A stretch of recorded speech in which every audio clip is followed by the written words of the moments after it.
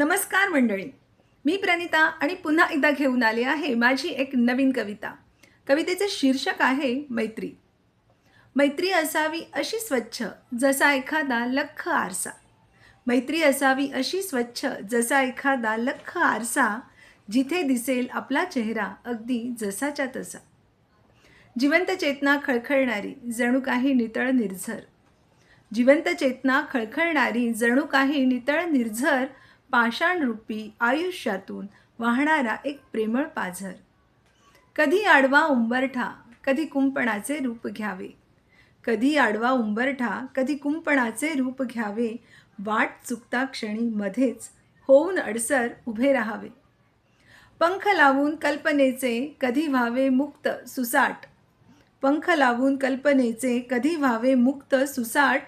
जीवाला जीव देण्यासाठी कधी वागावे बिनधास्त सैराट. सगळंच गोड कसं चालेल कधी व्हावं जास्तीचं तिखट मीठ. सगळंच गोड कसं चालेल कधी व्हावं जास्तीचं तिखट मीठ. थोडा वादविवाद मतभेदांची मैत्रीलाही लागावी तीट.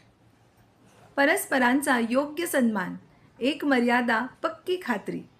परस्परांचा योग्य सन्मान एक मर्यादा पक्की खात्री. नात्यांच्या हे ठरते वरचढ दृढ अशी सख्खी मैत्री.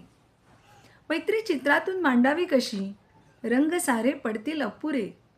मैत्री चित्रातून मांडावी कशी रंग सारे पडतील अपुरे.